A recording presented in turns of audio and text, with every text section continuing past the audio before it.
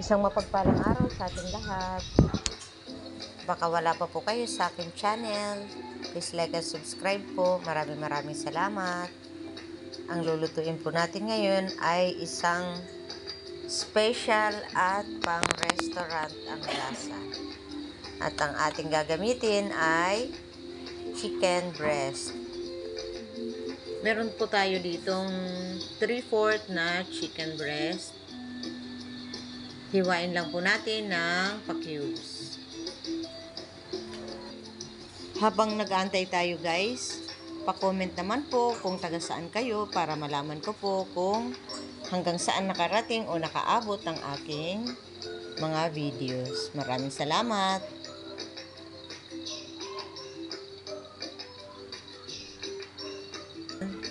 Tapos ngayon naman, lalagyan natin ng 2 itlog.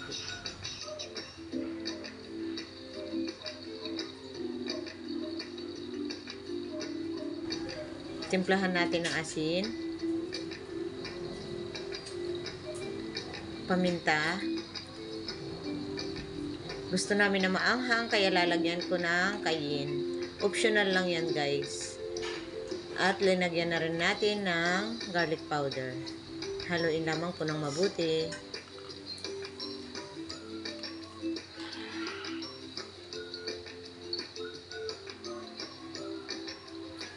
Ngayon naman, gagamit tayo ng crispy fries para sa breading natin. Lagyan natin ng flour, 3 tablespoon na flour at 4 tablespoon na cornstarch. Dahil kulang yung flour natin, naubusan kami ng flour, gagamit pa tayo ng isa pang crispy fry. Ayan. Bali, 2 crispy fry na po ang natin. Lagyan din natin ng paminta. Kagandahan guys, pag crispy fry ang ginamit, hindi na po natin kailangan maglagay ng kung anong pampalasa pa dahil templado na po ang crispy fry. Coat na natin ang ating chicken.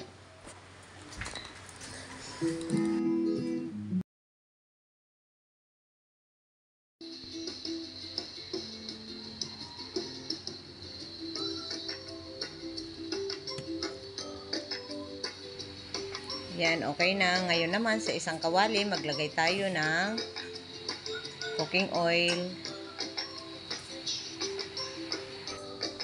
At umpisahan na po natin iprito ang ating chicken. Please like and subscribe po. At pa-comment na rin po para malaman ko kung hanggang saan nakarating ang aking mga video. Pa-comment po ng lugar kung taga saan po kayo. Maraming salamat. Ayan, pag golden brown na po, baligtarin lamang.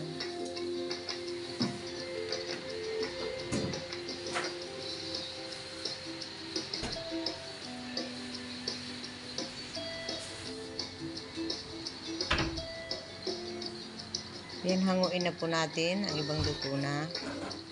At isa lang po natin ang iba pang natitira.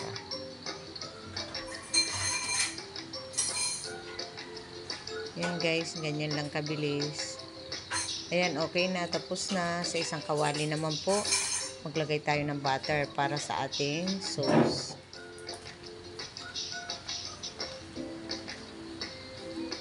Higasan natin ang ating bawang.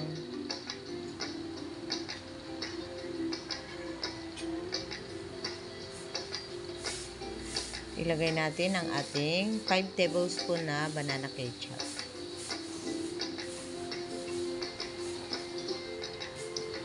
Lagyan ng konting soy sauce, toyo, at konti pang paminta. At lagyan natin ng 2 tablespoon na brown sugar. Ilagay na rin natin ang ating chicken breast na fried. Ayan. Super sarap yan guys. Ang lasa po niyan parang magiging sweet and sour chicken fillet. Pero pa-cubes. Yan guys, enjoy eating. Thank you guys. Maraming salamat. Thank you for watching.